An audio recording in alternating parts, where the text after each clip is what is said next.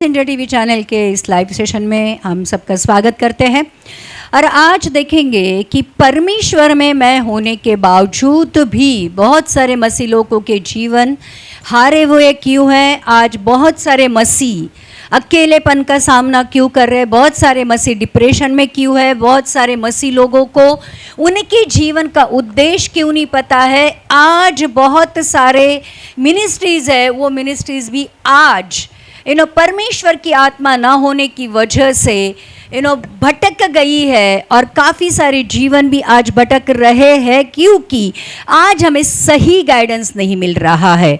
जबकि परमेश्वर ने पवित्र आत्मा जो उसका खुद का आत्मा है, उसके उसका पिता का आत्मा है, कह सकते पुत्र का आत्मा है, लिखा है कि सत्य का आत्मा है, एक सहायक के रूप में हमें दिया गया है। लेकिन आज जब हम मसीह लोगों के जीवन की तरफ देखते हैं कि कहीं भी आत्मा का कोई भी अस्तित्व हमारी ज़िंदगी में दिखाई नहीं देता है। वैसे ही हम रो रहे हैं जैसे पहले रोते थे, वैसे ही दुखी है जैसे पहले दुखी थे, वैसे ही काम कर रहे हैं, वैसे ही पाप में है जैसे पहले थे। तो आपको अगर सवाल पूछा जाए कि यीशु मसीह का आपके जीवन में आने से क्या फायदा हुआ है या फिर यीशु मसीह का आपके जीवन में आने से क्या बदलाव हुआ है, आज कितने मसीह लोगों के पास ये उत्तर है कि मेरा जीवन यीशु मसीह के आने से पूरी तरह बदल गया है। इनफैक्ट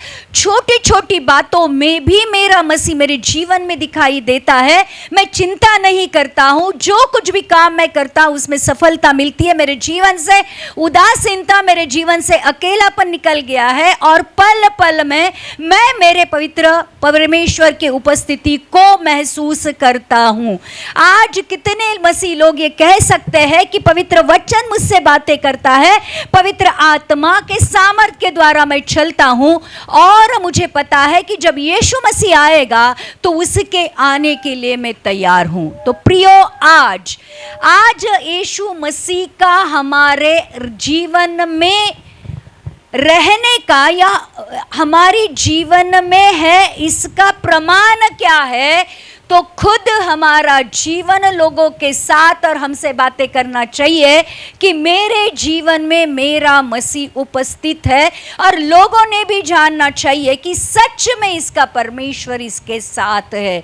तो प्रियो, आज बहुत सारे लोग 50 साल से 60 साल से, इवन मैं कह सकती हूँ 70 साल से मसीह में है, लेकिन उनके जीवन में और जग वालों के जीवन में कोई भी फर्क नहीं नजर आता है। तो क्या हम सच्चे मसीह है? सिर्फ विश्वास करना कि यीशु मसीह आया, जिया, मरा, तीसरे दिन जी उठा, इसको मसीहत नहीं कहते हैं। आपका मसीह जैसे यीशु मसीह के जीवन की तरफ लोग देखकर कहते थे कि ये परमेश्वर का पुत्र है, क्या हमारे जीवन की तरफ लोग देखकर ये कह सकते हैं कि सच में ये सच्चा मसीह है और इसका परमेश्वर इसके जीवन के द्वारा दिखाई देता है? आज हम कुछ बातें करेंगे कि परमेश्वर ने आपके जीवन का पिक्चर ऑलरेडी लिख के रखा है।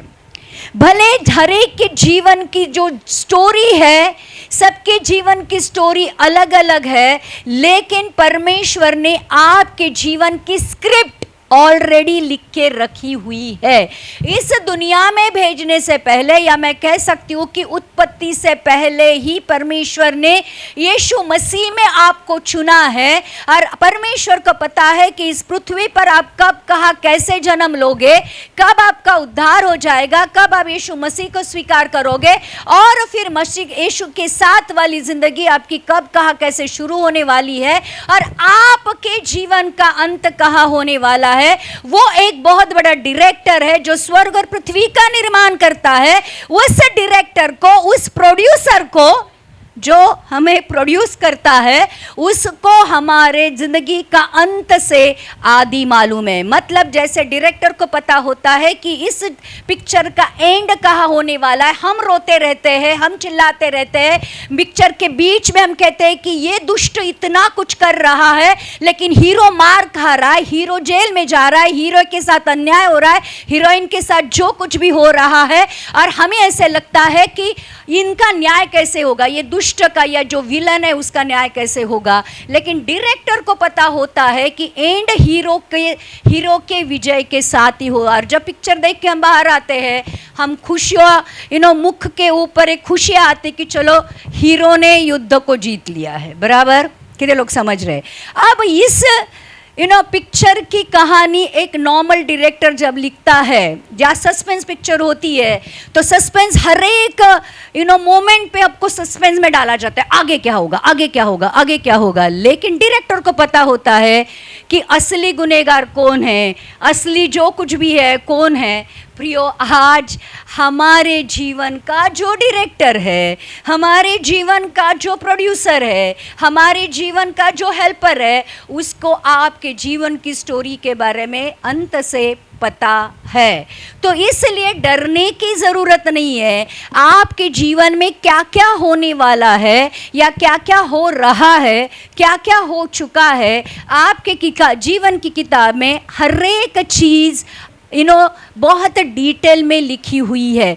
ऐसा नहीं है कि आप जिंदगी जी रहे हैं और किसी को पता ही नहीं है कि आपके साथ क्या हो रहा है, किसी को पता हो ना हो, लेकिन आपकी बनाने वाले को जो स्वर्ग में बैठा है उसको आपके जीवन के बारे में डिटेल में पता है। अब प्रॉब्लम क्या है मानव जाति की? देखो, आदम को जब बनाया गया था तो आदम को स्वरूप दिया था, समानता दी थी, परमेश्वर ने आपका अपना आत्मा दिया था, अधिकार दिया था, आशीष दी थी, आज्ञा दी थी, काम दिया था और उसके लिए सहायक भी दिया था। एक अद्भुत, एक परफेक्ट, एक सुंदर, एक सुखी जिंदगी आदम जी रहा था। लेकिन आज्ञा के द्वारा परमेश्वर ने उसको अवगत किया था कि देख, उस अदन वाटिका में एक शत्रु भी बैठा है, बुरे और भले के ज्ञान को देने वाला, इसलिए उस वृक्ष का फल कदापि नहीं खाना, खाएगा तो अवश्य मरेगा। तो वचन के द्वारा परमेश्वर हमारी जिंदगी को क्या करना है और क्या नहीं करना है ये बताता है, और हमारे अंदर डाले हुए आत्मा के द्वारा आज्ञाओं पर चलने के लिए सामर्थ्य और इच्छा देता है। ये परफेक्ट जिंदगी है जो परमेश्वर ने हमें दी है। अब ध्यान रखना, परमेश्वर की योजना आदम के लिए थी अनंत काल के लिए जीना, पृथ्वी के ऊपर अधिकार चलाना और परमेश्वर के साथ साथ चलना, बराबर। कितने लोग समझ रहे हैं? ओके, अब उस योजना में आपको आना है या फिर उस योजना से दूर जाना है, या जो योजना परमेश्वर की आपके लिए है समझना है और उसके अनुसार चलना है, ये आपकी इच्छा है। कितने लोग समझ रहे? आदम के लिए क्या इच्छा थी परमेश्वर की? स्वरूप समानता में चलो, पवित्र आत्मा के द्वारा चलो, परमेश्वर के साथ चलो, अधिकार रखो, आशीष में चलो, आज्ञा में चलो, परमेश्वर की सहभागिता में चलो, एंड दैट्स ऑल। मतलब एक अनंत काल का सुखी जीवन आदम के लिए था।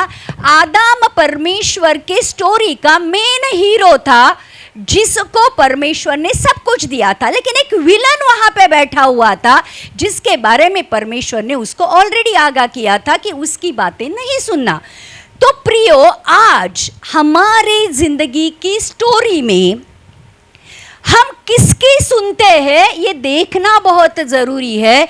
जब इस पवित्र वचन को सुनोगे, पवित्र आत्मा के अनुसार चलोगे, तो परमेश्वर ने जो आपके लिए एक महिमामय जिंदगी या आपके लिए जो योजना बनाई है उसमें आप चलते रहोगे। लेकिन आप अगर जग वालों को सुनोगे तो आप जब आपके जीवन के अंत में आओगे तो आप जानोगे कि परमेश्वर की मेरे लिए इतनी अच्छी इच्छा थी, लेकिन ना ही मैंने कभी जानने की कोशिश की और ना ही मैंने जानने के बावजूद भी उसको पूरी करने की कोशिश की, और फिर मैं मेरी जिंदगी में चूक गया। अंडरस्टैंड? कितने लोग समझ रहे? इसलिए आपकी स्टोरी परमेश्वर ने लिखी हुई अलग है और आपने लिखी हुई अलग है। अब आपकी स्टोरी को परमेश्वर की स्टोरी में लेके आना और परमेश्वर की योजना के अनुसार चलना जीवन का मूलभूत, कह सकते हैं, परमेश्वर का प्लान है। कितने लोग समझ रहे? हम इस दुनिया में आए थे अपने लिए जीने के लिए, अपनी तरीके से जीने के लिए, लेकिन जब यीशु को ग्रहण करते हैं, पिता के पुत्र बन जाते हैं, पवित्र आत्मा का बपतिस्मा होता है, तो अब मेरा छूट जाता है और तेरा जिंदगी में आता है। अब मैं मेरे लिए नहीं परंतु परमेश्वर के लिए जीने लगता हूं। तो जब यीशु को ग्रहण करने के बाद मेरी सारी चीजें छूट जाती है और परमेश्वर वाली चीजें मेरे अंदर आकर मैं परमेश्वर वाली चीजों के लिए जीने लगता हूं। तो आज हम देखते हैं कि आज बहुत सारे मसीह लोग परमेश्वर का उपयोग अपनी जिंदगी के लिए कर रहे हैं, लेकिन परमेश्वर को हमारी जिंदगी का उपयोग उसके लिए करने नहीं दे रहे। आज हम ऐसे कैरेक्टर्स देखेंगे कि पवित्र परमेश्वर की जो योजना हमारे लिए है, हमें सिर्फ पता नहीं करना है कि परमेश्वर, देखो पतरस पहले क्या था? मच्छी पकड़ने वाला था, लेकिन यीशु मसीह ने उसको क्या कहा कि तू अब से मनुष्य पकड़ने वाला बनेगा। तो पतरस की खुद के लिए योजना क्या थी? मच्छी पकड़ना, अपना बिजनेस सेटल करना। लेकिन परमेश्वर की योजना क्या थी? मतलब जब यीशु मसीह पतरस के जीवन में आया तो पतरस के जीवन को उसने बदल दिया और सच में पतरस के द्वारा पहली कलीसिया 3000 लोगों की बन गई। और आज वही पतरस इस वचनों के द्वारा अभी भी हमसे बातें करता है और उसने लिखी हुई पत्रियां आज भी हमें हमारे जीवन में मार्गदर्शन करती है। जब दाऊद राजा चरवाहा था, भेड़ बकरी चराता था, उसके घर में वो सबसे आखिरी में था, उसको कोई गिनता नहीं था। लेकिन जैसे ही पवित्र आत्मा का अभिषेक हो गया, उसका राजा के रूप में अभिषेक हो गया, वो राजा बन गया। देखो दाऊद राजा की या उसके पिता की योजना उसके लिए थी कि आखिर तक क्या बने? चरवाहा बना रहे। लेकिन परमेश्वर की योजना क्या थी दाऊद राजा के लिए?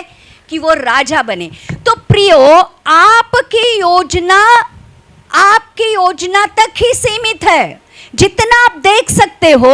लेकिन जैसे ही परमेश्वर जीवन में आता है, आपकी जीवन के लिए योजना बदल जाती है। और आज हमें ये देखना है कि हमारी जिंदगी के लिए परमेश्वर की योजना क्या है। नहीं तो हम क्या करते हैं, ध्यान रखना, जैसे पूरा खाना हम खुद के लिए बनाते हैं और यीशु मसीह को ऐसे थोड़ा थोड़ा इस्तेमाल करते हैं, जैसे टेस्ट मेकर के रूप में। कितने लोग समझ रहे हैं? मतलब जब भी ज़रूरत है ले लो, इस्तेमाल करो, वापस उधर रख दो, वापस ले लो, वापस वहाँ पे रुक दो। जब तक पूरा मसीह आपके पूरे जीवन में नहीं आएगा, पूरा कंट्रोल नहीं लेगा, आपकी ज़िंदगी पूरी तरह से ख्रिस्तमय नहीं हो जाएगी, तब तक आप परमेश्वर के उस प्लान में कभी नहीं चल पाओगे। कितने लोग समझ रहे हैं? आज हम देखेंगे कि परमेश्वर की योजना पूरी करने के लिए पिता ने हमें 2 स्वर्गीय चीज़ें दी है। एक है उसका वचन और दूसरा है उसका पवित्र आत्मा। इन दोनों को हमारे जीवन में काम करने के लिए कुछ बेसिक चीज़ें हमें भी होना ज़रूरी है। ध्यान रखना, परमेश्वर ने अगर उत्पत्ति से पहले आपको चुना है तो सोच समझ कर ही चुना होगा। आप में उसने आपको उत्पन्न करने से पहले ही कुछ तो बेसिक देखा होगा, जिसकी वजह से उसने अपना वचन भेजा और अपनी पवित्र आत्मा को आपके लिए भेजा। काफ़ी बार हमारी ज़िंदगी में पवित्र आत्मा या वचन काम नहीं करते हैं। काफ़ी सारे लोगों को वचन समझ में नहीं आते। द बेसिक, काफ़ी बार लोग हमारे पास आते और कहते हैं कि वचन समझ में नहीं आता, हम पढ़ते हैं लेकिन कुछ नहीं समझ में आता है। जब तक पवित्र आत्मा आपको वचन का प्रकटीकरण नहीं देता है, तब तक आपको वचन समझ में नहीं आता है। और ध्यान रखना, वचन और पवित्र आत्मा हमारे जिंदगी को बदलते हैं, बनाते हैं। They are the builders. In building जैसे हमारी ज़िंदगी की इमारत है, यीशु उसका पाया है, फाउंडेशन है, और उसके ऊपर जैसे जैसे हमारी ज़िंदगी की इमारत बनता है, पहला माला, दूसरा माला, तीसरा माला, चौथा माला, दिन ब दिन जैसे हमें बनाना है, तो पवित्र आत्मा और वचन, पवित्र आत्मा और वचन, पवित्र आत्मा और वचन जैसे जैसे मेरी ज़िंदगी में बढ़ने लगते हैं, वैसे वैसे मैं परमेश्वर के जैसे बनने लगती हूँ और परमेश्वर की योजना में चलने लगती हूँ। तो प्रियो, आज दो चीज़ें जो वचन और पवित्र आत्मा परमेश्वर ने हमें दिया है, आज उसको हमारे अंदर लेकर चलने के लिए हमारे अंदर भी कुछ बेसिक क्वालिटीज़ चाहिए, जिसके द्वारा हम परमेश्वर की योजना को जो सिद्ध है, जो परमेश्वर को भाने वाली है, वो योजना को मालूम करके हम उसके अनुसार चल सकते हैं। जैसे मैंने कहा, आज भी बहुत सारे मसीह लोगों में खुद को मसीह कहते हैं, लेकिन मसीह एब्सेंट है।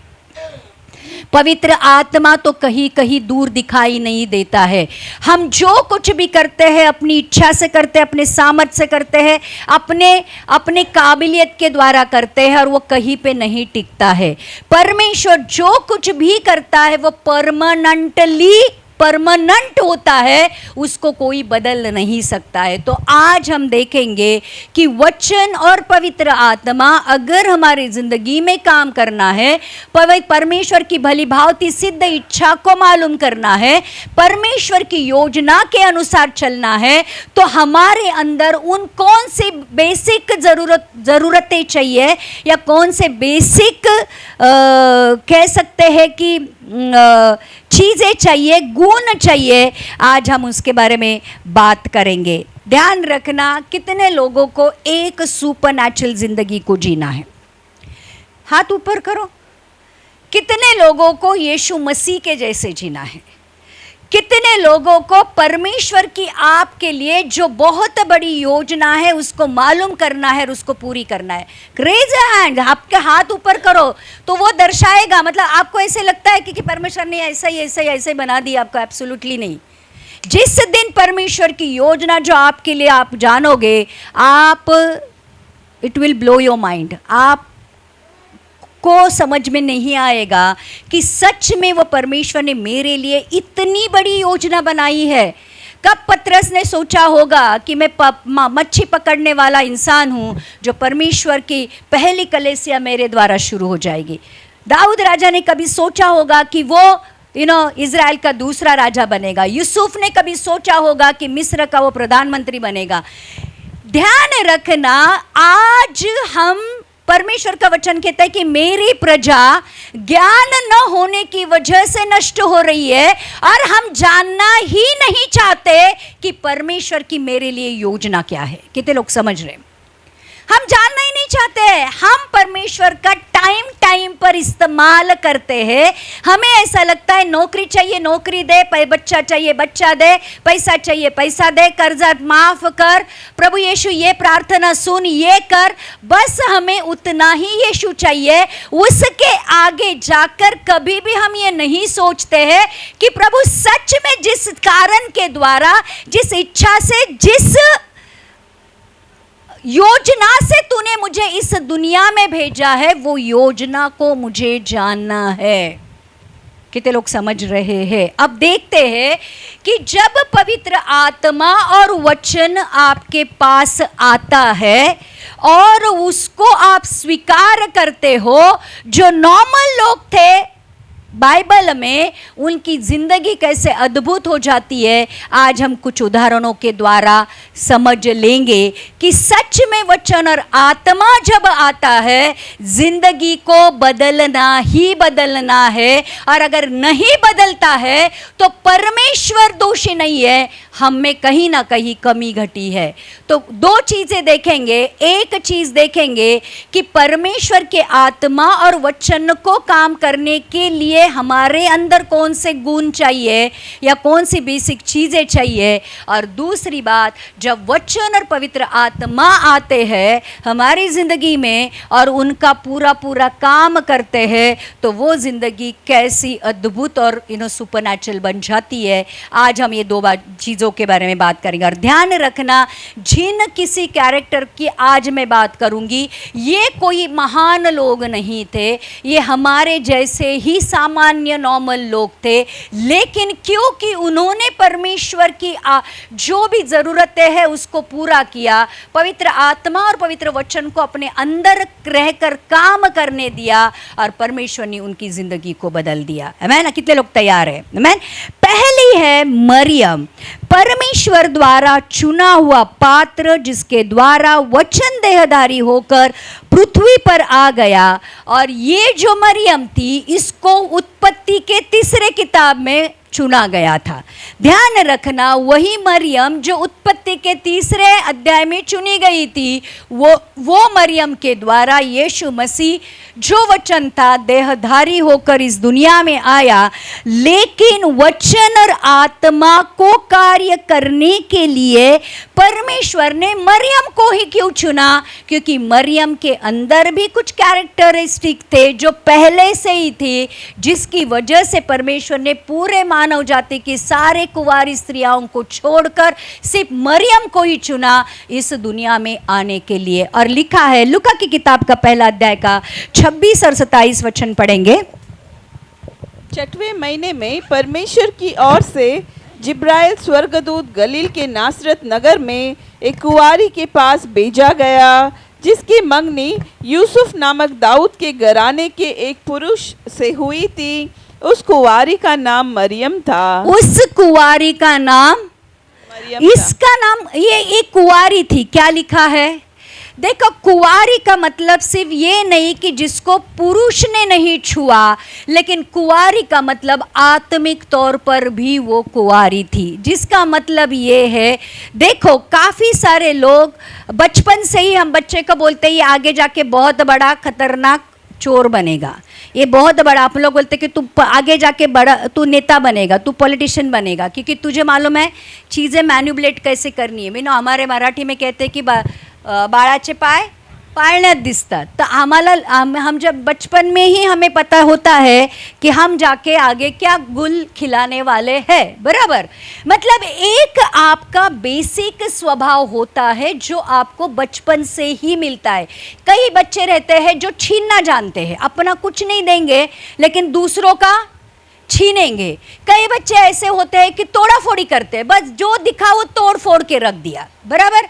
मतलब आपके जो गुण है, जो आपके अंदर है, जो आपका स्वभाव है, उसी से पता चलता है कि आप कैसे हो, बराबर। अब ये जो मरियम है, ये कुंवारी थी। कुंवारी का मतलब एक तरह से हम ले सकते हैं आत्मिक तौर पर ये पवित्र थी। ये इसको सिर्फ पुरुष ने ही नहीं छुआ था, परंतु इसको कोई भी बुरी आदतों ने या बुरी चीज़ों ने नहीं छुआ था। मतलब इसका जीवन पवित्र था। अब परमेश्वर जो पवित्र, अति पवित्र है, पवित्र आत्मा जो पवित्र है, उनको उस मरियम के ऊपर आकर पवित्र परमेश्वर के बेटे को जन्म देने के लिए वो जमी भी तो पवित्र चाहिए। कितने लोग समझ रहे? बीज अच्छी जमीन पर जब बोया जाता है तो वो 30 नहीं, 60 नहीं, 100% फल लाता है। तो जिस जमीन पर ये वचन बोया जाने वाला था और पवित्र आत्मा के द्वारा वो जिंदा होने वाला था, वो जमीन भी तो पवित्र होनी चाहिए। तो प्रियो, पवित्र आत्मा और पवित्र वचन मरियम के अंदर रखे गए, जिसके द्वारा यीशु मसीह इस दुनिया में आ गया। तो परमेश्वर अपने वचन को रखने के लिए और पवित्र आत्मा भी उस व्यक्ति के ऊपर उतर कर आएगा जो पवित्र है। कितने लोग समझ रहे? मरियम भले एक नॉर्मल स्त्री थी, एक गरीब थी, लेकिन उसका बेसिक कैरेक्टरिस्टिक या बेसिक स्वभाव ये था कि वो पवित्र थी। तो आज अगर आपके जीवन में पवित्र आत्मा और वचन काम करने हैं, तो आपके तौर पर, इसलिए तो परमेश्वर यीशु मसीह ने उस बीज का दृष्टांत इसलिए दिया है कि आप जानो कि आपकी जमीन हृदय की कैसी है।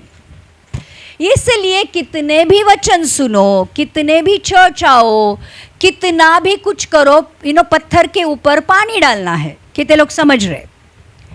वचन और आत्मा हमारे अंदर काम करता ही नहीं है, क्योंकि हमारी हृदय की भूमि पथरीली है।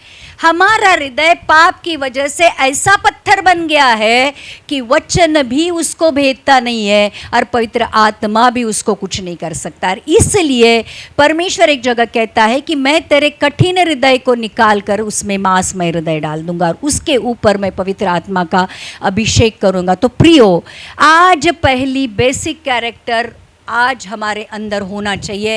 एटलीस्ट बदलने की चाह तो होनी चाहिए।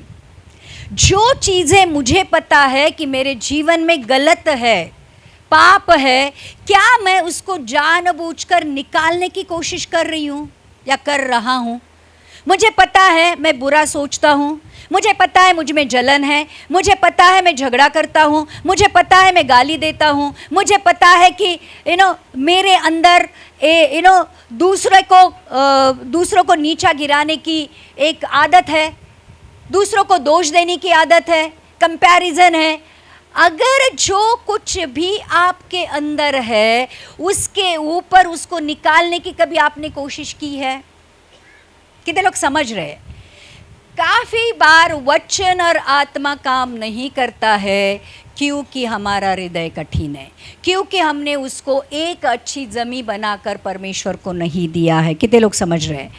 इसलिए ध्यान रखना, परमेश्वर की योजना करने के लिए भी हमें पवित्रता में चलना चाहिए। परमेश्वर के साथ चलना है तो पवित्रता में चलना है। दूसरी बात देखो, यूहन्ना बपतिस्मा देने वाला जो था, यूहन्ना का जन्म होने से पहले ही जकरिया जो उसका पिता था, उसको परमेश्वर ने स्वर्गदूत के द्वारा यूहन्ना के बारे में कुछ बातें की थी। और देखते लूका की किताब का पहला अध्याय का 13वां वचन से पढ़ेंगे। लूक पहला अध्याय 13। मरियम के बारे में क्या देखा? मरियम कैसी थी? कहो कहो, पवित्र थी। आइए देखते हैं, यूहन्ना जो बपतिस्मा देने वाला था, जो यीशु मसीह को बपतिस्मा देने वाला यूहन्ना के बारे में परमेश्वर ने उत्पत्ति से पहले, उसको जन्म देने से पहले ही उसके बारे में क्या कहा है? परंतु स्वर्गदूत ने उससे कहा, हे जकरिया, भयभीत ना हो, क्योंकि तेरी प्रार्थना सुन ली गई है और तेरी पत्नी इलिशिबा से तेरे लिए एक पुत्र उत्पन्न होगा और तू उसका नाम यूहन्ना रखना। ऑलरेडी यूहन्ना का नाम परमेश्वर ने रखा हुआ था, पहली बात। दूसरी बात, और तुझे आनंद और हर्ष होगा और बहुत लोग उसके जन्म के कारण आनंदित होंगे। तो क्या लिखा है? यूहन्ना के जन्म के द्वारा बहुत सारे लोग आनंदित होंगे। क्या हमारे जन्म के बाद बहुत सारे लोग आनंदित हैं या दुखी है? माँ बाप ये कहते हैं मैंने इसको पैदा क्यों किया, भाई बहन कहते हैं तू क्यों पैदा हुआ, आजू बाजू वाले लोग कहते हैं कि तू कब मरेगा। कितने लोग समझ रहे हैं?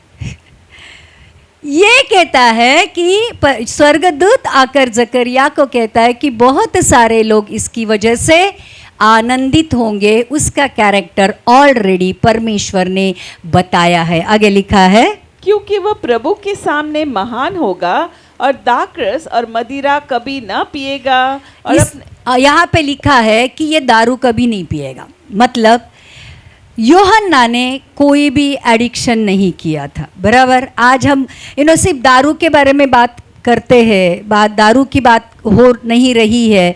हमारी ज़िंदगी में ऐसे बहुत बुरे बुरे एडिक्शन है जिसकी चर्चा करना भी लज्जास्पद है।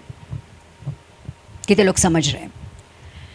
इसके बारे में कहा है कि दाखरस और मदिरा वो कभी भी नहीं पिएगा। ध्यान रखना, परमेश्वर यूहन्ना को जन्म से पहले ही जानता है। और लिखा है, और अपनी माता के गर्भ ही से पवित्र आत्मा से परिपूर्ण हो जाएगा। ये जो यूहन्ना है ये माता के गर्भ से ही पवित्र आत्मा से परिपूर्ण हो जाएगा। कितना बड़ा भविष्यवाणी यूहन्ना के बारे में की गई है। लेकिन बेसिकली यूहन्ना का कैरेक्टर भी यहाँ पर बताया गया है कि ये दूसरों को दुख देने वाला नहीं, परंतु दूसरों के जीवन में आनंद पैदा करने वाला होगा। ये किसी भी जगीक एडिक्शन में ना फंसने वाला होगा, वो नहीं फंसेगा, मतलब जगीक चीजों में नहीं फंसेगा, परंतु पवित्र आत्मा से भरपूर होकर पवित्रता का जीवन जिएगा। आमीन। और आगे लिखा है, और इज़राइलियों में से बहुत तेरे को वो उनके प्रभु परमेश्वर की ओर फेरेगा। तो इसके जीवन का जो परमेश्वर की योजना है, जकरिया को वो जिब्राइल करके स्वर्गदूत ऑलरेडी बताता है कि इजराइली लोगों के बहुत सारे लोगों को परमेश्वर के पास लेके आने का ये यूहन्ना काम करेगा।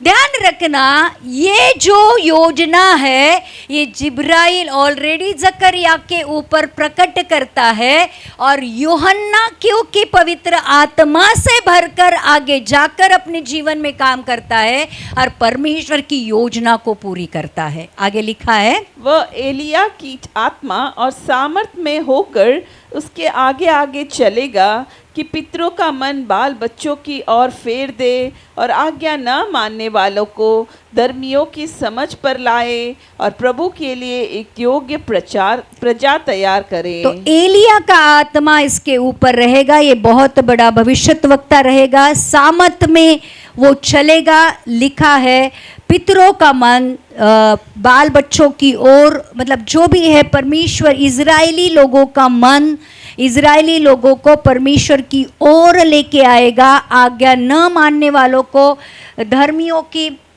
समझ पर लाएगा। मतलब यूहन्ना के जन्म के बाद इजराइल में बहुत कुछ बदल जाएगा। इस दुनिया में हमें दुनिया बदलने के लिए भेजा गया है, ना कि दुनिया के साथ हम बदले इसके लिए भेजा गया है। कितने लोग समझ रहे हैं? यूहन्ना ने आकर उस समय के, देखो 400 साल तक मलाकी के बाद परमेश्वर ने इजरायली लोगों से कोई बात नहीं की थी। 400 साल तक परमेश्वर मौन व्रत धारे हुए था, लोगों को अपनी इच्छाओं के ऊपर परमेश्वर ने छोड़ दिया था, जो करना है वो करो कहा था। लेकिन सही समय पर यीशु मसीह के आने से पहले उसने यूहन्ना को इस दुनिया में भेजा। यूहन्ना के बारे में इतना सारा बता दिया है कि 400 साल तक इजरायली लोगों से परमेश्वर की बात नहीं हुई थी, लेकिन यूहन्ना के द्वारा जब यूहन्ना ने कहा कि मन फिराओ क्योंकि परमेश्वर का राज्य करीब है, बहुत सारे लोगों ने मन फिराया और यूहन्ना के द्वारा उन्होंने बपतिस्मा लिया और यीशु मसीह के आने के लिए मार्ग बनाया। तो प्रियो, ये बहुत अद्भुत योजना यूहन्ना के लिए परमेश्वर की थी, जो यूहन्ना ने जानी और यूहन्ना ने उस योजना को पूरी किया। कितने लोग समझ रहे? और ध्यान रखना, यूहन्ना ने आकर वही किया जिसकी भविष्यवाणी उसके बारे में परमेश्वर ने की थी। ये यूहन्ना यीशु मसीह के आने से पहले उसके लिए मार्ग बनाने वाला था। यीशु मसीह ने भी अपने प्रचार की शुरुआत यूहन्ना की तरह मन फिराओ क्योंकि परमेश्वर का राज्य करीब है, इसी से की थी। कितने लोग समझ रहे? यूहन्ना ने आकर एक तरह से इजरायली लोगों के मनों को बदल दिया। आज जब हम परमेश्वर के वचन और आत्मा के द्वारा बदल जाते हैं, प्रियो, हमारे द्वारा बहुत सारे लोगों के जीवन भी बदल जाते हैं, परमेश्वर की ओर आते हैं। आज हम हमारे जीवन के द्वारा परमेश्वर के पास लोगों को लेके आने वाले लोग हैं, या जो आना चाहते हैं उनको भी दूर लेके जाते हैं। कितने लोग समझ रहे हैं? बहुत सारे लोग नहीं समझ रहे। हमारे स्वभाव की वजह से लोग हमारे परमेश्वर की परीक्षा करते और कहते हैं नहीं आना है तेरे परमेश्वर के पास। तेरा परमेश्वर अगर यही सिखाता है और तू यही करता है तो मुझे तेरे परमेश्वर के पास नहीं आना है। कितने लोग समझ रहे? लेकिन जब हमारे बदले हुए स्वभाव को लोग देखते हैं और कहते हैं अगर तेरे परमेश्वर ने तुझे इतना बदला है तो मुझे भी तेरे परमेश्वर के पास आकर बदलना है। यूहन्ना को परमेश्वर ने बदल दिया। यूहन्ना परमेश्वर के मार्ग पर चल रहा था और इसी की वजह से उसके द्वारा इजराइलियों को बदलने का काम परमेश्वर ने यूहन्ना के द्वारा किया। क्या आज हम बदले हैं? ये सवाल है।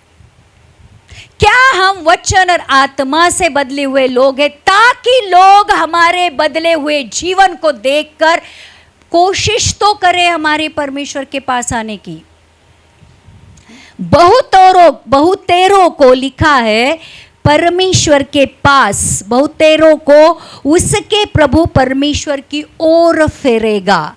क्या मेरा जीवन लोगों को परमेश्वर की ओर फेरने वाला है कि परमेश्वर से दूर लेके जाने वाला है? कितने लोग समझ रहे?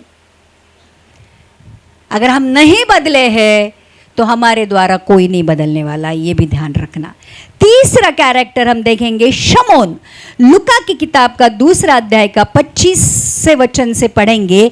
ध्यान रखना ये एक शमौन करके आदमी था जिसका कैरेक्टर बताया। मैं आज आपको कैरेक्टर के बारे में क्यों बता रही हूं? अगर हम नहीं बदलेंगे ना तो परमेश्वर भी हमारी जिंदगी में कुछ नहीं कर पाएगा। आमीन। यरूशलेम में शमौन नामक एक मनुष्य था और वह मनुष्य धर्मी और भक्त था। क्या लिखा है? ये शमौन क्या था? धर्मी और भक्त था। धर्मी का मतलब क्या होता है? धर्मी का मतलब होता है परमेश्वर के ऊपर पूरी तरह विश्वास रखने वाला। विश्वास के द्वारा हमें धर्मी गिना जाता है। तो ये जो शमौन था ये परमेश्वर के ऊपर विश्वास करने वाला था और भक्त था। भक्त का मतलब परमेश्वर को अपने जीवन को पूरी तरह समर्पित करके जीने वाला मनुष्य था। आगे लिखा है और इज़राइल की शांति की बाट जो रहा था। इज़राइल की शांति की बाट जो रहा था, क्योंकि शांति का राजकुमार जो इज़राइल में मतलब इज़राइल के लिए आने वाला था, उसकी वो बाट जो रहा था। आगे लिखा है और पवित्र आत्मा उस पर था। और पवित्र आत्मा उस पर था। देखो, जब हम धर्मी होते हैं, जब हम भक्त होते हैं, हम जब परमेश्वर की बाट जोते हैं, परमेश्वर का आत्मा हमारे ऊपर होता है। कितने लोग समझ रहे हैं? पवित्र आत्मा भी सोचकर हमारे ऊपर उतरेगा कि नहीं उतरेगा? सच्ची बात बताओ। तो ये जो शमौन था उसका ये कैरेक्टर था। आगे लिखा है और पवित्र आत्मा द्वारा उस पर प्रकट हुआ था कि जब तक वह प्रभु के मसीह को देख न लेगा तब तक मृत्यु को न देखेगा। पवित्र आत्मा ने शमौन को ये बताया था, तू जब तक यीशु मसीह को नहीं देखेगा तब तक तू मरेगा नहीं। क्या बोला था पवित्र आत्मा ने?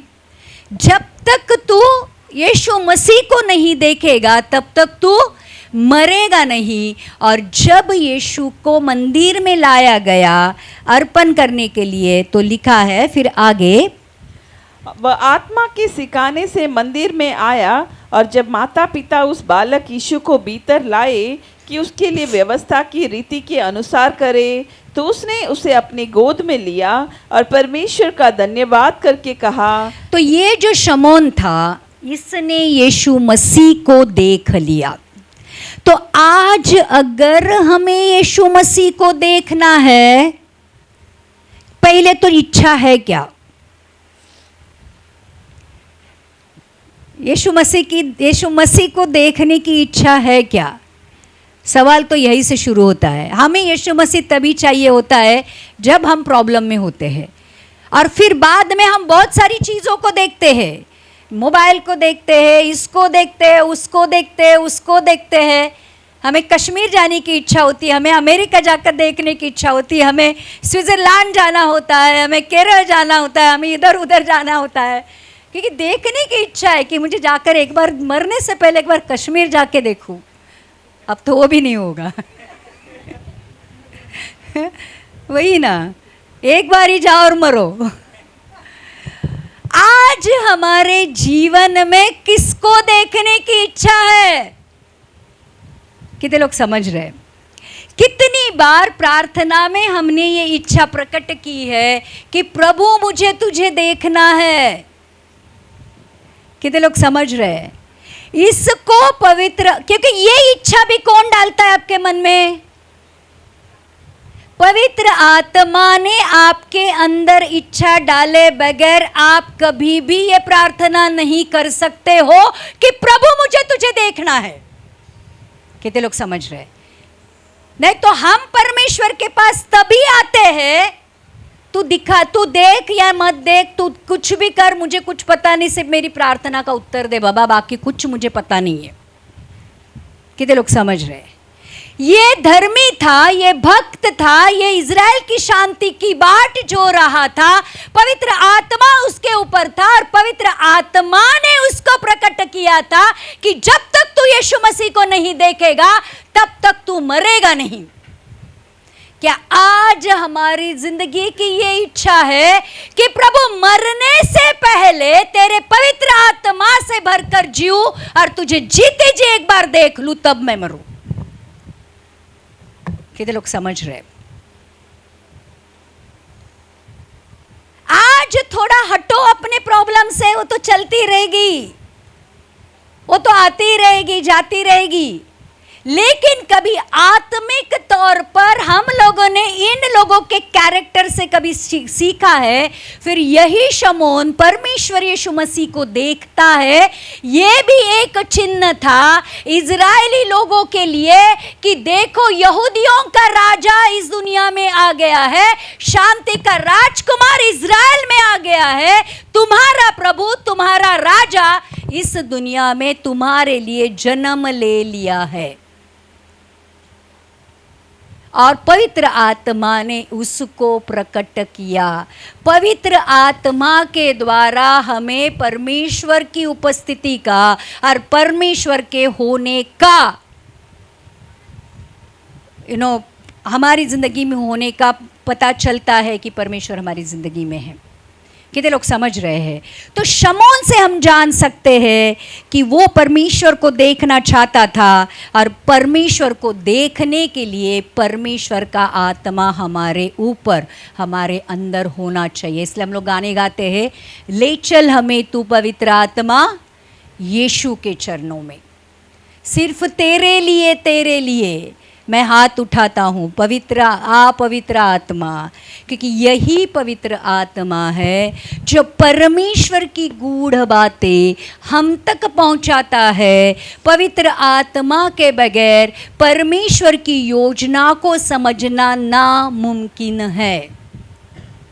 और जब दिल की गहराइयों में जब परमेश्वर की बातें हमारे दिलों में प्रकट होती है, प्रियो, जिंदगी बदल जाती है, फोकस बदल जाता है, गोल बदल जाता है। अब तक मैं मेरी जिंदगी मेरे हिसाब से जीता था, अब मेरी जिंदगी जब परमेश्वर की हो जाती है, मैं परमेश्वर की योजना के अनुसार परमेश्वर की इच्छा को पूरी करता हुआ जीता हूँ।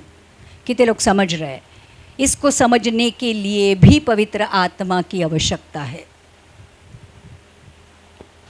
समझ रहे हैं? और एक आगे देखते हैं कि यीशु देहधारी होने के लिए भी किसकी जरूरत थी? मैं आपको ये बताना चाहती हूँ आज कि पवित्र आत्मा और वचन साथ साथ काम करते हैं।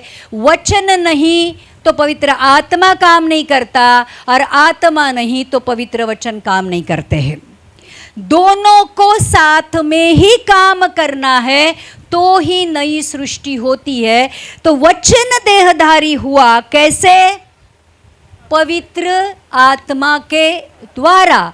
मतलब वचन को भी काम करने के लिए पवित्र आत्मा की जरूरत है और वचन को अपना काम पवित्र आत्मा के बगैर वो वचन नहीं कर सकता है। और ध्यान रखना, यीशु मसीह का जन्म लिखा है वचन देहधारी होकर इस दुनिया में आया, तब जब मरियम के ऊपर पवित्र आत्मा का अभिषेक हुआ, पवित्र आत्मा ने उसके ऊपर छाया किया, तब वचन देहधारी होकर इस दुनिया में आया। उस देहधारी हुए वचन को, जिसको यीशु कहते हैं, अपनी सेवकाई की शुरुआत करने से पहले भी किसकी जरूरत थी? पवित्र आत्मा की। जब यीशु का बपतिस्मा हुआ तो कबूतर की नाई पवित्र आत्मा यीशु के ऊपर उतर कर आया, और वही पवित्र आत्मा यीशु को जंगल में लेके गया ताकि शैतान के द्वारा उसकी परीक्षा हो। तो प्रियो, यीशु मसीह को भी इस दुनिया में आने के लिए, अपनी सेवकाई शुरू करने के लिए, शैतान के द्वारा जब उसकी परीक्षा हुई तो उसमें टिकने के लिए, मरने के बाद तीसरे दिन जिंदा होने के लिए पवित्र आत्मा की ज़रूरत थी। तो आज हमारे लिए पवित्र आत्मा की कितनी ज़रूरत है, ये ध्यान रखना। कितने लोग समझ रहे हैं? आज आप वचन पढ़ रहे हो, वचन समझ में नहीं आता है, वचन कैसे कैश करना है समझ में नहीं आता है, क्योंकि पवित्र आत्मा नहीं है। तो ये दोनों भी एक साथ साथ चलते हैं, और जब पवित्र आत्मा और वचन जीवन में होते हैं तो शैतान के द्वारा कितनी भी बड़ी परीक्षा क्यों न हो, हम हरेक परीक्षा में जयवंत से भी बढ़कर पास होते हैं। इसलिए दाऊद राजा कह सकता है, मृत्यु की तराई से होकर भी चलूं तो भी हानि से नहीं डरूंगा, क्योंकि तू मेरे साथ है। ये पवित्र आत्मा ने दाऊद के ऊपर प्रकट किया था कि डर मत, क्योंकि मैं तेरे साथ हूं। अब डर मत, मैं तेरे साथ हूं, ये परमेश्वर ने 365 बार कहा है, लेकिन फिर भी कितनी बार हम डरते हैं। कितने लोग समझ रहे हैं? तो आज यीशु मसीह को भी पवित्र आत्मा का ज़रूरत थी, वचन को भी पवित्र आत्मा की ज़रूरत थी। तो प्रियो, आज हमारे लिए बहुत ज़रूरत है। शैतान का सामना हम ऐसे ही नहीं कर सकते, और इसलिए कहा है कि परमेश्वर के अधीन होकर शैतान का सामना करो तो वो तुमसे भाग निकलेगा। ये लड़ाई आपकी नहीं है, इसलिए परमेश्वर कहता है, क्योंकि परमेश्वर चाहता है कि आपकी लड़ाई आप परमेश्वर के हाथों में दे दो, और पवित्र आत्मा और वचन आपकी लड़ाई लड़े। यीशु मसीह ने अब ये शैतान के साथ वाली लड़ाई कैसे लड़ी थी? वचन के द्वारा। किसके द्वारा? वचन के द्वारा। पवित्र आत्मा ऑलरेडी उसके ऊपर था, उसके साथ था, और वचन जैसे उसने कबूल किए, वो वचन जो कुछ भी कहते थे वो पूरे हुए। तो ध्यान रखना, यही पवित्र आत्मा यीशु के साथ था स्वर्ग जाने तक। और इसलिए हमारे लिए भी कहा गया है कि ये वचन, ये जो पवित्र आत्मा, ये डाउन पेमेंट है, ये बयाना है, ये हम परमेश्वर के पुत्र है, इसके द्वारा हमें सील किया गया है। और जब यीशु आएगा तो किन किन को लेके जाएगा? जो पवित्र आत्मा के द्वारा सील किए गए लोग हैं, वही उठाए जाएंगे।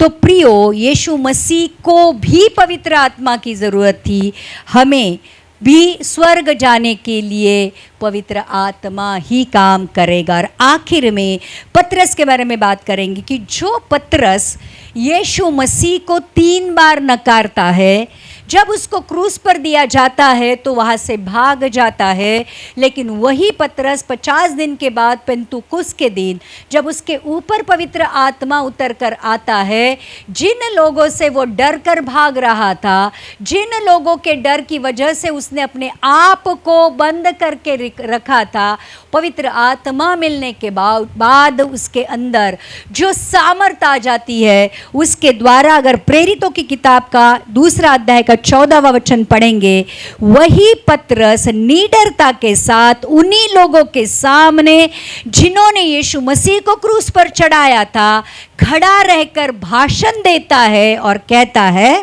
तब पतरस उन 11 के साथ खड़ा हुआ और ऊंचे शब्द से कहने लगा, हे यहूदियों और हे यरूशलेम के सब रहने वालों, यह जान लो और कान लगाकर मेरी बातें सुनो। जैसे तुम समझ रहे हो ये लोग नाश में नहीं हैं, क्योंकि अभी तो पहर ही के दिन चढ़ा है, परंतु यह वह बात है जो योएल भविष्यद्वक्ता के द्वारा कही गई थी।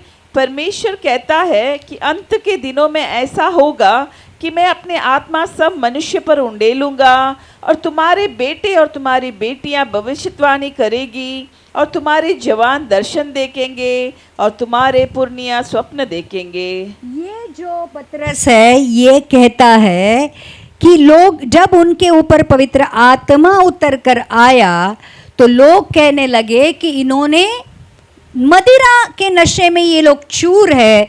पतरस उन्हें कहता है कि तुम समझ रहे हो ये लोग नशे में नहीं है, क्योंकि अभी दिन का पहला पहर है, परंतु वो कहता है योएल भविष्यद्वक्ता के द्वारा की गई भविष्यवाणी को वो कहता है, परमेश्वर कहता है कि अंत के दिनों में ऐसा होगा कि मैं अपना आत्मा सब मनुष्य पर उंडेलूंगा, और तुम्हारे बेटे और तुम्हारी बेटियां भविष्यवाणी करेंगे, और तुम्हारे जवान दर्शन देखेंगे, और तुम्हारे पुरनिये स्वप्न देखेंगे। तो जब पवित्र आत्मा उतर कर आता है, पवित्र आत्मा हमें परमेश्वर की बातें याद दिलाता है।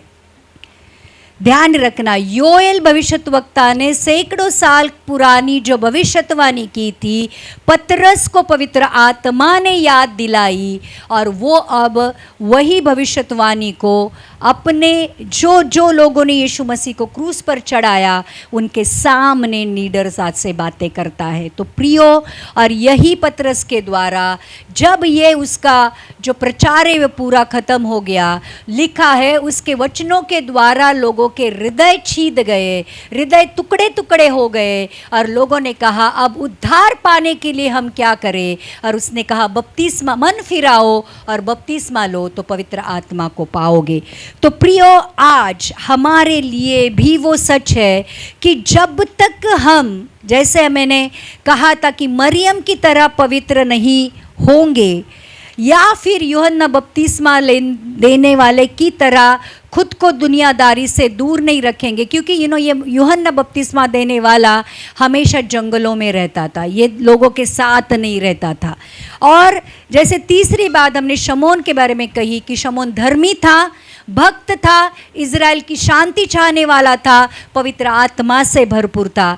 यीशु जो खुद वचन था, खुद परमेश्वर था, उसको भी अपने काम करने के लिए इस पृथ्वी पर परमेश्वर के पुत्र के रूप में जीने के लिए पवित्र आत्मा की ज़रूरत थी। और पतरस को भी परमेश्वर का काम करने के लिए, और जो भविष्यवाणी पतरस के लिए परमेश्वर यीशु मसीह ने की थी, आज से तू मच्छी पकड़ने वाला नहीं परंतु मनुष्य पकड़ने वाला होगा, और पतरस तेरे द्वारा मैं अपनी कलीसिया को खड़ी करूँगा, और जो अधोलोक के फाटक उसके खिलाफ कभी भी प्रबल नहीं होंगे। तो प्रियो, ये सारी चीज़ें अगर आपको लगता है कि मेरी ज़िंदगी में भी पूरी हो, इन लोगों की तरह मैं भी एक अलौकिक सामर्थ्यशाली विश्वास वाला जीवन जीऊँ, तो आज से अपने प्रार्थना के विषय को बदलो। कहो प्रभु मुझे तेरी तरह पवित्र बनना है, प्रभु मेरे पापों का मैं पूरी तरह से पश्चाताप करता हूँ, प्रभु तेरी योजना को चाहता हूँ, प्रभु मैं तुझे देखना चाहता हूँ। जब आप आपकी प्रार्थना के विषयों को बदलोगे, आपकी प्रार्थना स्वर्गीय प्रार्थना होगी। इस दुनिया को देखते हुए नहीं कि ये दे वो दे नहीं, परंतु प्रभु तेरी तरह मुझे बना, प्रभु तेरी आत्मा के द्वारा चला, प्रभु यीशु तेरी योजना मेरे जीवन में पूरी कर, प्रभु मुझे तुझे देखना है, मुझे स्वर्ग का दर्शन दे, तेरा स्वभाव मेरे अंदर होने दे, तेरा मन मेरे अंदर होने दे, प्रभु जैसे तू चलाता वैसे तू मुझे चला। अगर ऐसा प्रार्थना का सब्जेक्ट होगा तो परमेश्वर आपको आपकी प्रार्थना क्यों न पूरी करेगा। कितने लोग समझ रहे हैं? इसलिए प्रियो, यूहन्ना की किताब का 14वां अध्याय का 25 और 26 वचन पढ़ेंगे। हम लोग 2 लास्ट वचन लेते हैं। यूहन्ना 14, 25 और 26।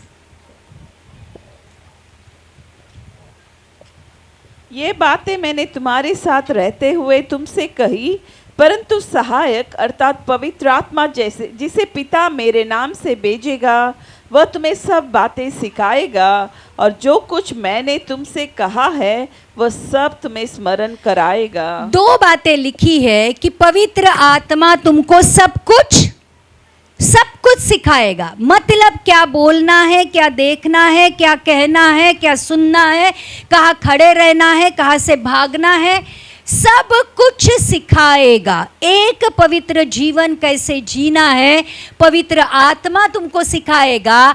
और मैंने जो कहा था, मतलब वचन में जो कुछ भी लिखा है वो आपको स्मरण दिलाएगा। मतलब अगर आपको पवित्र आत्मा में चलना है तो वचन को भी पढ़ना है। कितने लोग समझ रहे हैं? वचन कब याद आएगा? जब पढ़ोगे। पवित्र आत्मा आपको वचन याद दिलाएगा। और एक आखिरी वचन लेते हैं, यूहन्ना की किताब का 16वां अध्याय का 12 से 15 वचन पढ़ेंगे। जॉन 16। मुझे तुमसे और भी बहुत सी बातें कहनी है, परंतु अभी तुम उन्हें सह नहीं सकते। परंतु जब वह अर्थात सत्य का आत्मा आएगा तो तुम्हें सब सत्य का मार्ग बताएगा, क्योंकि वह अपनी ओर से न कहेगा, परंतु जो कुछ सुनेगा वही कहेगा और आने वाली बातें तुम्हें बताएगा। यीशु मसीह कहता है मुझे तुमसे बहुत सारी बातें कहनी है, लेकिन अब तुम सुन नहीं पाओगे, क्योंकि पवित्र आत्मा जब तक नहीं आता है तब तक हम परमेश्वर की बातें समझ नहीं सकते हैं। कारण वो हमें कठिन लगती। जैसे मैंने कहा, एक सिंपल सा उदाहरण मैं हमेशा देती हूँ। एक गाल पर मारे जो चाटा, दूजा गाल भी देना कब संभव है पता है? जब पवित्र आत्मा रहेगा तो ही। नहीं तो एक गाल पर मारे जो चाटा, दो गालों पे मार देना, ये हमारा वृद्ध वाक्य रहेगा। बराबर। एक गाली कोई देगा तो उसको 100 देकर सुना के आना। ऐसा हम अपने बच्चों को भी कहते हैं, किसी की सुनना नहीं। अगर एक गाली कोई देता है तो 2-4 दे के आ जाना, ऐसे घर पे नहीं आना। कितने लोग समझ रहे हैं? तो परमेश्वर का वचन ये कहता है कि पवित्र आत्मा जब आएगा तो वह सब कुछ सिखाएगा। मतलब क्या सिखाएगा?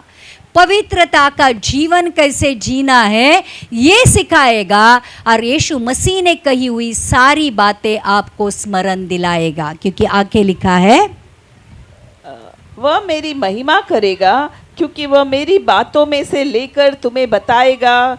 जो कुछ पिता का है वह सब मेरा है, इसलिए मैंने कहा कि वह मेरी बातों में से लेकर तुम्हें बताएगा। तो पवित्र आत्मा किसकी बातें आपको बताएगा? पिता और पुत्र की बातें आपको बताएगा। काफी बार हम कहते हैं कि पवित्र आत्मा ने मुझसे बातें की, पवित्र आत्मा ने ये कहा, लेकिन पवित्र आत्मा ने जो कहा था वह पवित्र वचन के अनुसार है क्या? काफी बार लोग कहते हैं पवित्र आत्मा ने मुझे कहा इसी लड़की से शादी कर, लेकिन वो लड़की परमेश्वर में है क्या? नहीं है। लेकिन पवित्र आत्मा कह रहा है इसी से शादी कर। कभी नहीं। ये तेरी मन की इच्छा है जो पवित्र आत्मा के ऊपर तू डाल रहा है। कितने लोग समझ रहे हैं?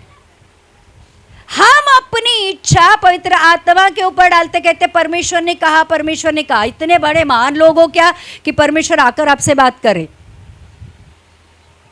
उसके लिए उतना हमें बनना भी पड़ेगा कि खुद परमेश्वर स्वर्ग से आकर उतर कर बातें करे या पवित्र आत्मा के द्वारा हमसे बातें करे। तो प्रियो, आज 2 चीज़ें हमने देखी है। एक ये है कि परमेश्वर की बातें जानने के लिए पवित्र आत्मा और वचन को हमारी जिंदगी में लाने के लिए हमारे अंदर कुछ क्वालिफिकेशन चाहिए। तो वो क्वालिफिकेशन हमारे ज़िंदगी में है क्या? और दूसरी बात, हमारे लिए परमेश्वर की योजना, देखो यिर्मयाह 29:11 में लिखा है कि परमेश्वर की आपके लिए योजना आपके भले के लिए है, नुकसान के लिए नहीं है और अंत में वो अपनी आशा पूरी करेगा या परमेश्वर की योजना हमारी ज़िंदगी में पूरी हो जाएगी। लेकिन परमेश्वर की योजना जानने के लिए भी हमारे अंदर कोई क्वालिफिकेशन चाहिए, वो हमें खुद को तैयार करना पड़ेगा। कुछ चीज़ें निकालनी पड़ेगी, कुछ चीज़ें डालनी पड़ेगी, वो काम हमें खुद करना पड़ेगा। कई चीज़ें परमेश्वर नहीं कर सकता है, कई चीज़ें हमें खुद अपनी ज़िंदगी में करनी पड़ेगी। तो दो चीज़ें हैं, पवित्र आत्मा और वचन जिसके अंदर है, वो तो ज़िंदगी बदल जाती ही जाती है, उस जीवन के द्वारा बाकी ज़िंदगी अभी बदल जाती है। और दूसरी बात, परमेश्वर की भली भांति सिद्ध इच्छा को मालूम करना है। तो इस दुनिया के सदृश मत बनो, परंतु मन के नए हो जाने से अपने आप को बदलो। आप परमेश्वर से पूछो और आपकी प्रार्थना के विषय अब बदलो। परमेश्वर से ये मत कहो ये दे वो दे वो दे, ये निकाल ये कर। अब स्वर्ग को सामने रखते हुए, परमेश्वर को सामने रखते हुए आज से अपने प्रार्थनाओं को भी बदलो। और जिनको पवित्र आत्मा चाहिए, वचन ये कहता है हम बुरे होकर अपने बच्चों को अच्छी चीज़ें देना जानते हैं, तो पवित्र आत्मा परमेश्वर मांगने पर क्यों न देगा। कितने लोगों ने जेन्युइनली प्रार्थना की है कि प्रभु मुझे पवित्र आत्मा चाहिए? नहीं किए। मांगने पर परमेश्वर पवित्र आत्मा क्यों न देगा? तो मांगा है क्या? नहीं मांगा है तो क्यों मिलेगा? मिलना चाहिए क्या? नहीं मिलना चाहिए। बरोबर, सही बात है या नहीं? अगर सच में दिल से आज चाहिए इस वचन सुनने के बाद कि प्रभु मुझे पवित्र आत्मा चाहिए, प्रियो ध्यान रखना, आज भी हमारी ज़िंदगी खाली है, दिशाहीन है। आज भी हम कहाँ से शुरू करते कहाँ जाते हमें नहीं पता है। आज भी खालीपन है, आज भी दुख है। आज जो 10 साल पहले ज़िंदगी थी, इनफैक्ट उससे बदतर ज़िंदगी आज हम जी रहे हैं। आज हमारी ज़िंदगी में कोई बदलाव नहीं है। आज हमारी ज़िंदगी में कुछ भी नया नहीं है, और ना ही हमारी ज़िंदगी में वो सामर्थ है, वो प्रेम है जो परमेश्वर हमसे चाहता है, क्योंकि हमारी ज़िंदगी में पवित्र आत्मा नहीं है। और आज सच में आपको चाहिए, ये सारी बातें सुनने के बाद, देखो ये मरियम, शमौन, पतरस, ये यूहन्ना, ये हमारे जैसे ही लोग थे, लेकिन उनकी ज़िंदगी क्यों बदली और उनके द्वारा ज़िंदगियाँ क्यों बदली? क्योंकि वो परमेश्वर की इच्छा के अनुसार चले, पवित्र आत्मा के द्वारा। आइए अपनी आँखों को हम बंद करते हैं, धन्यवाद करते परमेश्वर आज इस वचन के लिए। ओ प्रभु यीशु, आज इस सामर्थी वचन के लिए हम तेरा धन्यवाद करते हैं, धन्यवाद करते हैं। यस फादर, ओ शी की थी आलाला बसहा लगा दी थी आलाला ओ ली आलाला। आइए, जितने भी लोग चाहते हैं कि पवित्र आत्मा चाहिए, और जिनके पास ऑलरेडी है, जो चाहते हैं कि प्रभु तेरे पवित्र आत्मा का ताज़ा अभिषेक मुझ पर कर, प्रभु मैं घटूं तू बढ़े। आज प्रभु जिस पवित्र आत्मा के बारे में परमेश्वर पास्टर ने बातें की है, आज वो पवित्र आत्मा मेरे अंदर आए। प्रभु आज मैं पश्चाताप करता हूँ, मेरे पापों का पश्चाताप करता, जो कुछ भी बातें तेरी ओर से नहीं जो मैंने की है, आज मेरा बुरा स्वभाव है प्रभु, जानबूझकर मैं पाप करता हूँ। आज बहुत सारी बातें हैं परमेश्वर, प्रभु मैं जानता हूँ कि वो गलत है, लेकिन मैं करता आ रहा हूँ, सोचता आ रहा हूँ परमेश्वर, देखता आ रहा हूँ, सुनता आ रहा हूँ, खाता आ रहा हूँ, पीता आ रहा हूँ। परमेश्वर आज जो कुछ भी पाप मैंने किए हैं, आज मैं तेरे सामने रखता हूँ। आज मैं पश्चाताप करता हूँ, आज मैं पश्चाताप करता हूँ। तेरे लहू से मुझे साफ कर, तेरे लहू से मुझे धो दे प्रभु जी।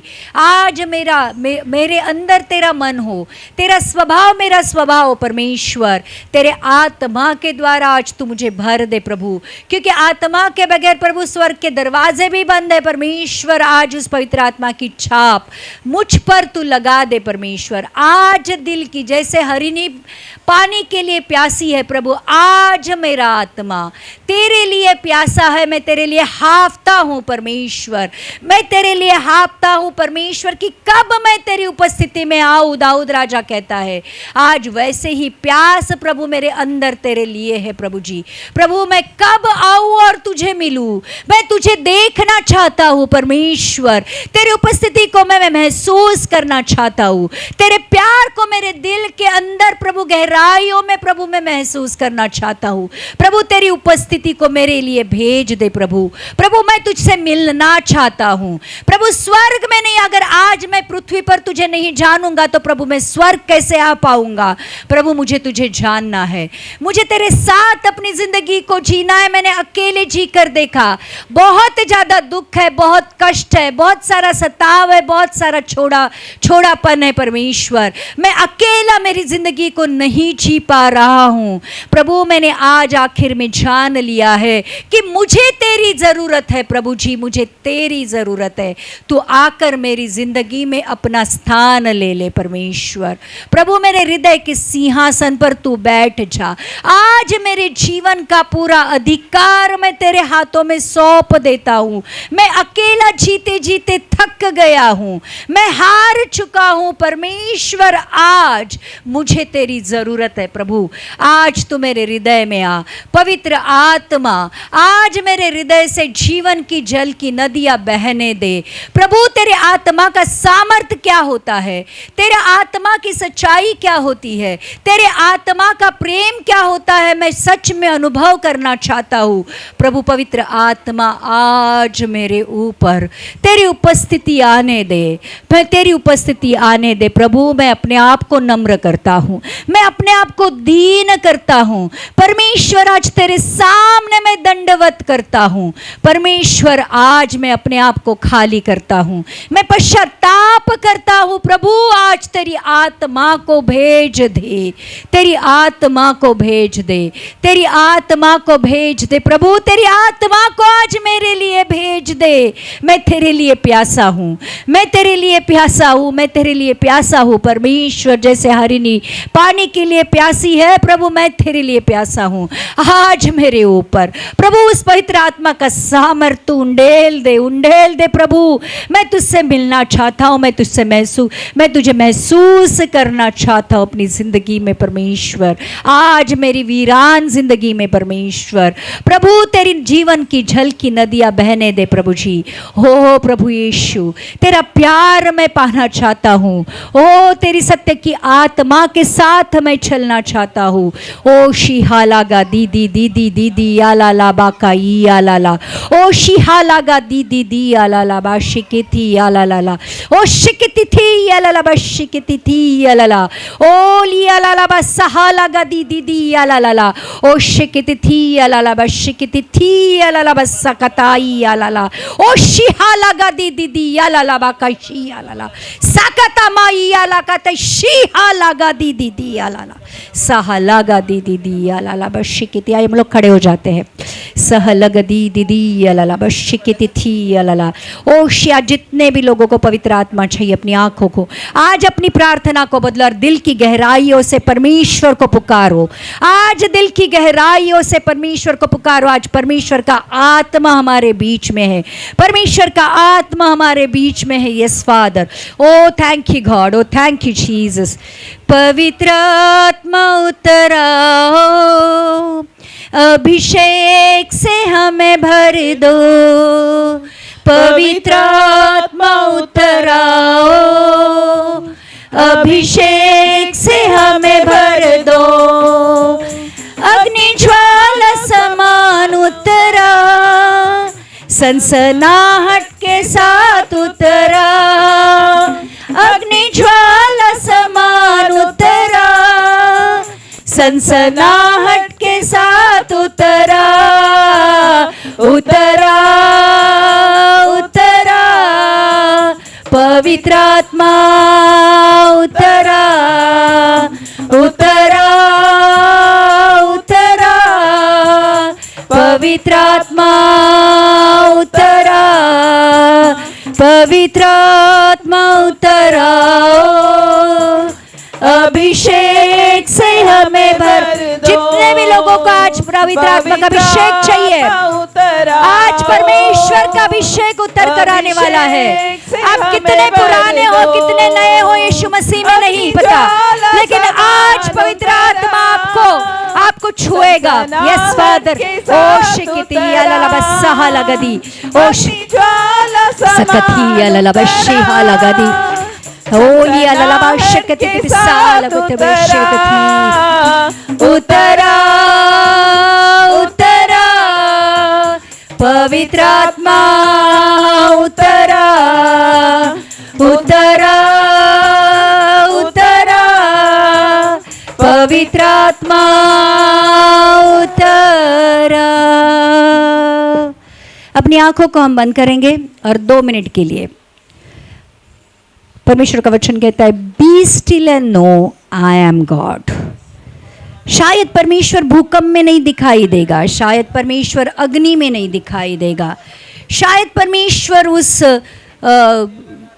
वादळ जो आया था उसमें दिखाई नहीं देगा, लेकिन परमेश्वर स्टिल एंड स्मॉल वॉइस धीरे शब्द से आपसे बातें करेगा। तो आज हम बिल्कुल शांत रहेंगे, बिल्कुल शांत रहेंगे और देखो आज पवित्र आत्मा आपके दिलों से क्या बातें करता है।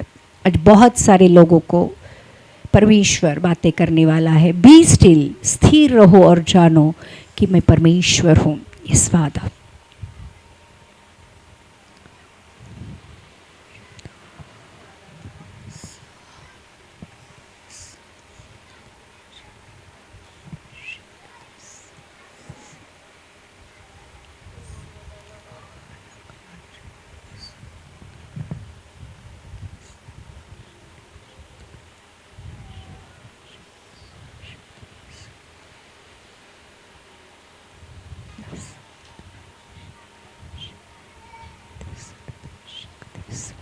प्रे प्रे प्रे प्रे प्रार्थना करो, प्रार्थना करो कि आज शायद ये क्षण वापस ना आए, शायद ये दिन वापस ना आए। यस, परमेश्वर भरेगा, परमेश्वर भरेगा, परमेश्वर भरेगा। आज जिनकी प्यास है, आज जिनको भूख है, परमेश्वर का आत्मा उतर कर आएगा। Yes yes yes yes yes. ओ शिकिति थी अलाला साका थी अलाला बाशिकी थी अलाला बासाका थी अलाला शिकी थी अलाला। भेंट ले प्रभु तेरे लोगों की, भेंट ले प्रभु तू तेरे लोगों की, आज जो तेरे लिए भूखे हैं, तेरे लिए प्यासे हैं। हो प्रभु यीशु, तेरा सामर्थ उंडेल दे, तेरा सामर्थ उंडेल दे, तेरा सामर्थ उंडेल दे प्रभु। ओ प्रभु यीशु, आज तेरे लोगों के साथ भेंट होने दे।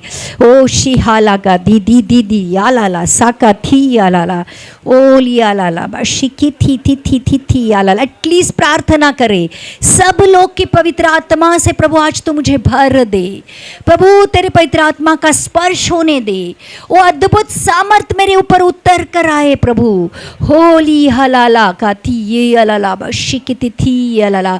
प्रियो, आपकी हर एक बीमारी चंगी हो रही है, आपके हर एक श्राप निकलते हुए जा रहे हैं, आपके जीवन से हर एक दर्द और दुख का आत्मा निकलता हुआ जा रहा है, डिप्रेशन निकलता हुआ जा रहा है, आज आपका अकेलापन निकलता हुआ जा रहा है, क्योंकि वो अद्भुत सामर्थ, वो अद्भुत सामर्थ जो वचन को देहधारी कर कर इस दुनिया में लेके आई, वही अद्भुत सामर्थ जो यीशु मसीह को चला रही थी, वही अद्भुत सामर्थ यीशु मसीह मरने के बाद उसको तीसरे दिन जिला रही थी, वो अद्भुत सामर्थ आज हमारे लिए अवेलेबल है, आज हमारे लिए उपलब्ध है। आज जितने भी लोग दिल की गहराइयों से आज यीशु को पुकारेंगे, आज उस पवित्र आत्मा को पुकारेंगे, आज आपका परमेश्वर पवित्र आत्मा के साथ एनकाउंटर हो रहा है। ओ शिकिति थी यालाला बस्सा कताई यालाला, ओ शिहा लगा दी दीदी यालाला बस्सा कथी यालाला शिहा लगा दी दीदी दीदी यालाला।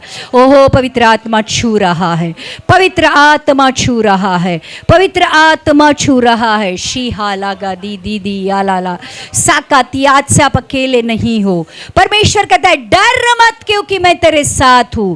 आपके सामने खड़ा हुआ दुश्मन, आपको देखकर भाग जाएगा, क्योंकि आज आपने परमेश्वर के अधीन होकर शैतान का सामना किया है।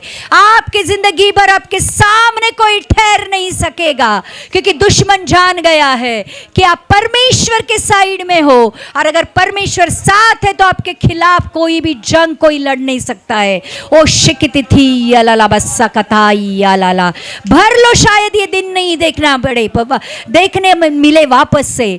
आज ही अपने आप को नम्र करो, अपने आप को दीन करो, आज अपने परमेश्वर के सामने झुक जाओ और इच्छा प्रकट करो, प्रभु तेरी पवित्र आत्मा से भर दे, ओ प्रभु तेरी पवित्र आत्मा से भर दे, आत्मा से भर दे। ओ शिकिति थी अलाला बस्सा कथी अलाला, ओ लिया लाला बासा कथी थी अलाला। Thank you. आत्मा से भर दे मुझे, पवित्र आत्मा से भर दे मुझे, आत्मा से भर दे मुझे, पवित्र आत्मा से भर दे मुझे। जहाँ भी मैं जाऊं गीत तेरे गाऊं, जहाँ भी मैं जाऊं गीत तेरे गाऊं, ऐसा यीशु कर दे मुझे, आत्मा से भर दे मुझे, पवित्र आत्मा से भर दे मुझे, आत्मा से भर दे मुझे, पवित्र आत्मा से भर दे मुझे, आत्मा से भर दे। यही प्रार्थना करें, यही प्रार्थना, यही प्रार्थना, यही प्रार्थना। आत्मा से भर दे मुझे, पवित्र आत्मा से। जब तक नहीं मिलता है पवित्र आत्मा, जब तक नहीं मिलता है, जब तक नहीं मिलता है। ध्यान रखना, 120 लोग प्रार्थना कर रहे थे, जो सहायक यीशु भेजने वाला था उसकी बाट जो रहे थे। और पेंतुकस के दिन पवित्र आत्मा उतर कर आया, आंधियां चली, तूफान आया, और हर एक के ऊपर जीवा की तरह इन्हें एक एक ज्योति दिखाई दी। पवित्र आत्मा ने उन्हें अन्य अन्य भाषा में बोलने के लिए सामर्थ्य दी। आज वही पवित्र आत्मा आज हमारे लिए है, आज यहाँ पे उपस्थित है। भर लो, अपने आप का पवित्र आत्मा से भर लो।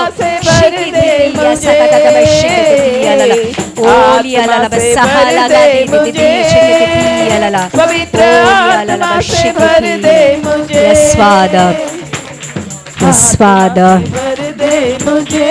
Yes, Jesus. Thank you. Thank you, God. Thank you, Father. Thank you, Holy Spirit. Thank you. Yes. Thank you. Thank you, God. Thank you, Father. प्रियो, जब तक पवित्र आत्मा नहीं मिलता है, परमेश्वर को छोड़ो मत। और जब पवित्र आत्मा मिलेगा, वो आपको सारी बातें बताएगा, वचन सिखाएगा, परमेश्वर की योजना के बारे में जो आपके लिए है बताएगा, और उस योजना में चलने के लिए आपको सामर्थ्य और इच्छा देगा। आज से मैं आपसे कहती हूँ, प्रार्थना का विषय बदलो। आज प्रार्थना कैसे करनी है पवित्र आत्मा आपको सिखाएगा। आपके लिए रो रो कर, आहे भर भर कर पिता से प्रार्थना करेगा। और अब देखोगे जब पवित्र आत्मा आता है, प्रियो, अद्भुत रीति से ज़िंदगी बदल जाती है। और हमें ऐसी नॉर्मल ज़िंदगी जीने के लिए परमेश्वर ने नहीं बनाया है, और ना ही चुना है, और ना ही अलग किया है। यीशु से बढ़कर काम करने के लिए परमेश्वर ने हमें चुना है। और पूछो परमेश्वर से कि प्रभु तेरी मेरे लिए क्या योजना है, पवित्र आत्मा के द्वारा आप उसको पूरा करते रहो। और इसलिए फिर हे प्रभु बोलने वाले नहीं रहेंगे हम, परंतु पिता की इच्छा पूरी करने वाले होंगे। तो ध्यान रखना, यीशु आएगा तो कहेगा, पिता हमें कहेगा, धन्य है मेरे विश्वास उदास, तू थोड़े में विश्वास योग्य रहा, मैं तुझे बड़ा अधिकार दूंगा। और ये शब्द अगर सुनने हैं स्वर्ग में, तो पवित्र